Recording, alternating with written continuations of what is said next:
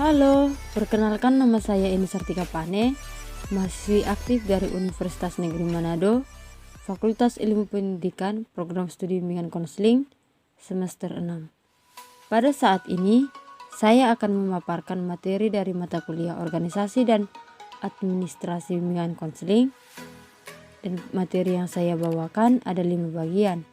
Yang pertama, manajemen layanan penempatan penyaluran. Yang kedua, manajemen layanan referral. Yang ketiga, manajemen layanan konseling. Yang keempat, manajemen layanan konsultasi. Dan yang terakhir, manajemen penilaian dan studi lanjut. Dosen yang bertanggung jawab pada mata kuliah ini yaitu Bapak Hans Pontororing dan Ibu Dekla Nainggolan. Materi yang pertama yaitu manajemen layanan penempatan dan penyaluran. Apakah itu manajemen? Manajemen adalah ilmu dan seni perencanaan, pengorganisasian, pengarahan, dan pengawasan terhadap usaha-usaha untuk mencapai satu tujuan yang telah ditetapkan sebelumnya. Manajemen ini memiliki kegiatan memimpin, mengatur, mengelola, mengendalikan, dan mengembangkan. Jadi, apakah manajemen layanan penempatan dan penyaluran itu? Manajemen layanan penempatan dan penyaluran adalah suatu kegiatan bimbingan yang dilakukan untuk membantu individu atau kelompok yang mengalami mismatch atau ketidaksesuaian antara potensi dengan usaha dalam mengembangkannya. Tujuan pada layanan ini ada 2, yaitu tujuan umum dan khusus. Tujuan umumnya adalah diperolehnya tempat yang sesuai bagi individu untuk mengembangkan potensi dirinya. Sedangkan tujuan khusus untuk mencapai kematangan dalam pemilihan karir dengan cara memasuki jurusan yang sesuai dengan cita-cita dan masa depan. Fungsi manajemen layanan penempatan dan penyaluran ada 5 bagian. Yang pertama, fungsi pemahaman. Yang kedua, fungsi pencegahan. Ketiga, fungsi pengentasan. Keempat, fungsi pengembangan dan pemeliharaan. Yang kelima, fungsi advokasi. Metode yang dapat dilakukan pada layanan ini melalui inventarisasi data pribadi siswa, studi dokumentasi, menentukan bentuk-bentuk penempatan, konselor dan siswa melakukan rencana bersama yang didasarkan atas asas kesukarelaan maupun menentukan waktu dan tempat.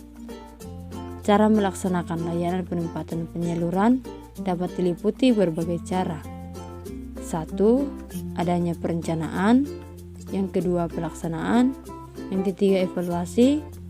Yang keempat, tindak lanjut dan laporan.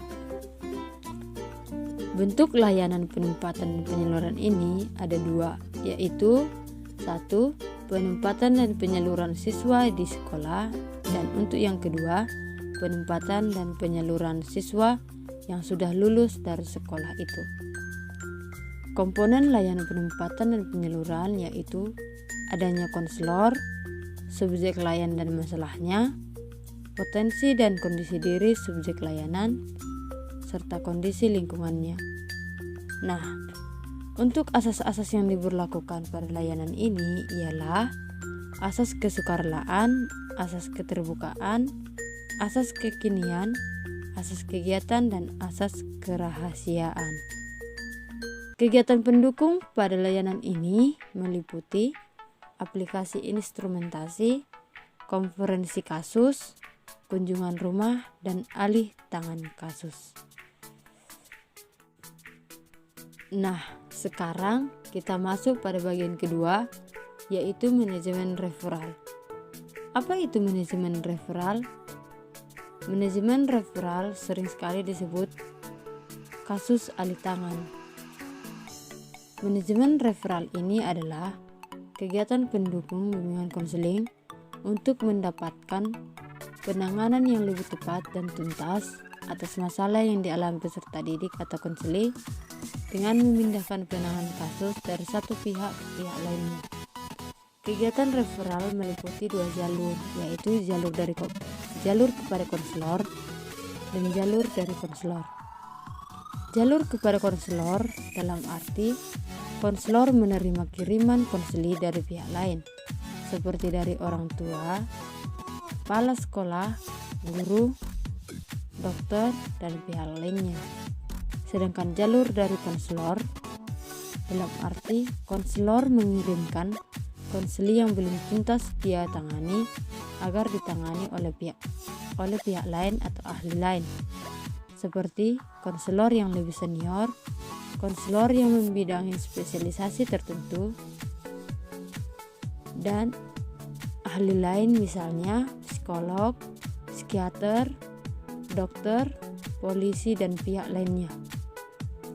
Tujuan referral ada dua, tujuan umum dan tujuan khusus. Tujuan umumnya ialah diperolehnya pelayanan yang optimal setuntas mungkin atas masalah yang dihadapi konseli.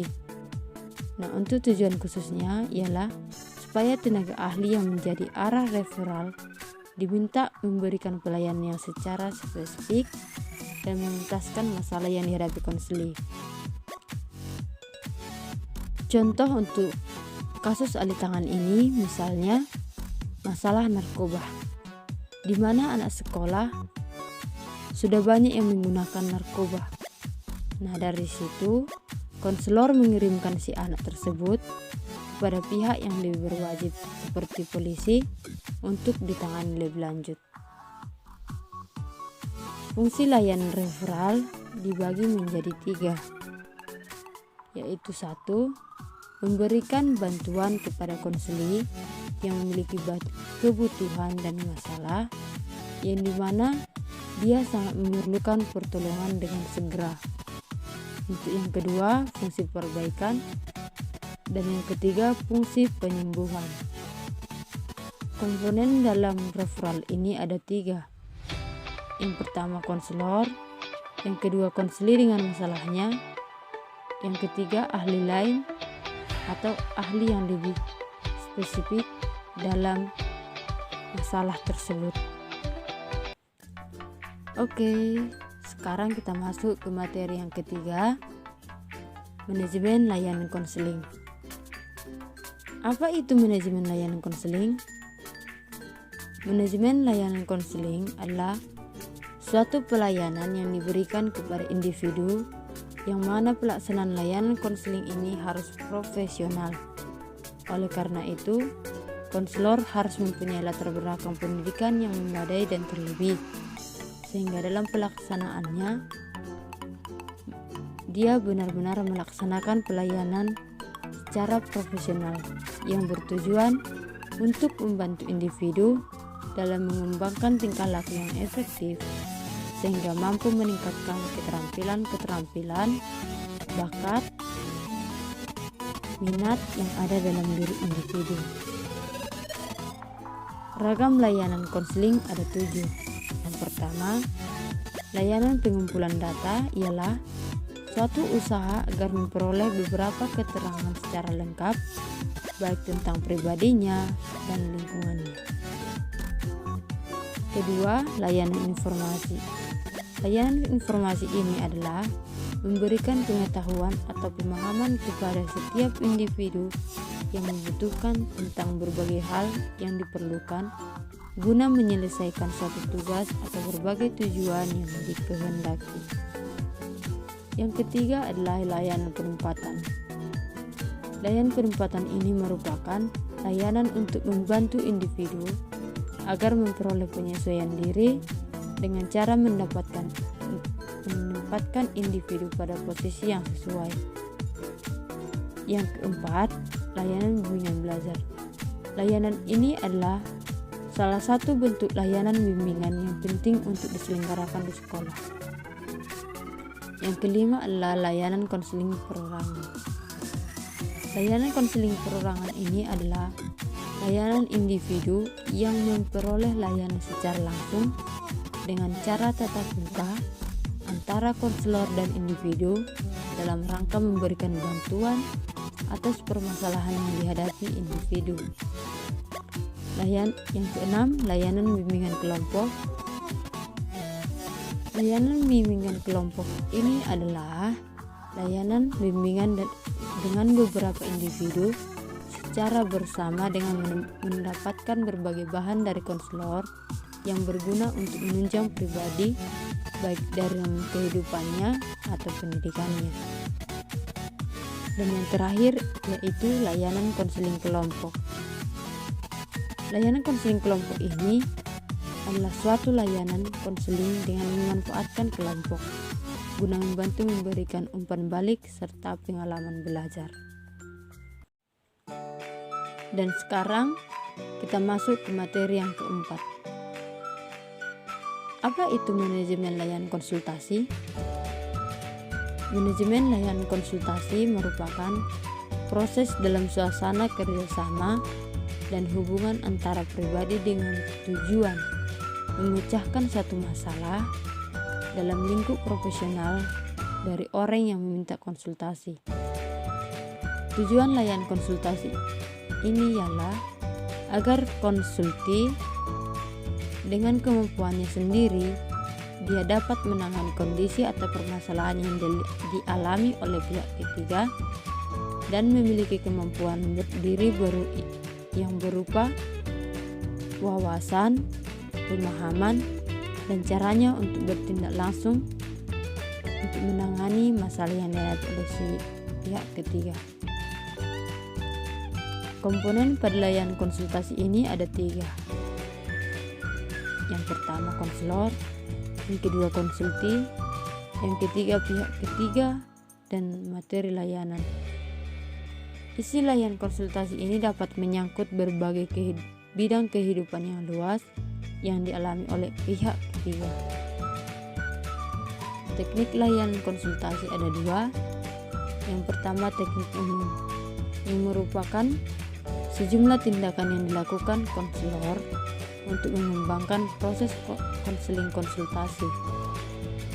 Yang kedua teknik khusus. Teknik ini dimaksudkan untuk mengubah tingkah laku klien atau konsulti, terutama berkenaan dengan masalah yang dialami oleh pihak ketiga. Pelaksanaan layanan konsultasi dapat dibagi menjadi 5 bagian, yaitu pertama perencanaan, kedua pelaksanaan, ketiga evaluasi, keempat analisis hasil evaluasi, kelima tindak lanjut serta laporan.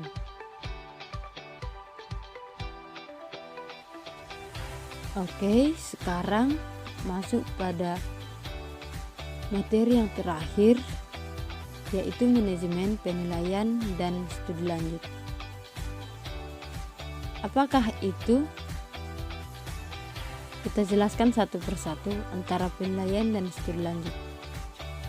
Penilaian adalah menetapkan baik atau tidaknya sesuatu berdasarkan kriteria tertentu dan tujuannya untuk mengetahui efektivitas pelaksanaan bimbingan di sekolah. Sedangkan studi lanjut adalah usaha untuk menelaah hasil layanan bimbingan kepada para siswa yang telah meninggalkan sekolah itu, baik karena drop out, melanjutkan studi, dan bekerja. Dan tujuan studi lanjut ini untuk mengetahui siapakah di antara mereka yang masih menginginkan bantuan bimbingan lebih lanjut. Kriteria dan kaidah dalam penyusunan alat ukur bimbingan konseling ada 3, yaitu kriteria program bimbingan yang baik, yang kedua kriteria keberhasilan dalam pelaksanaan atau efektivitas bimbingan, dan yang terakhir pertimbangan dalam menyusun alat ukur pelaksanaan bimbingan. Baiklah teman-teman, cukup sekian materi yang saya paparkan pada saat ini pada mata kuliah Organisasi dan Administrasi Bimbingan Konseling. Semoga materi tersebut dapat bermanfaat bagi kita semua. Sekian dan terima kasih. Bye-bye.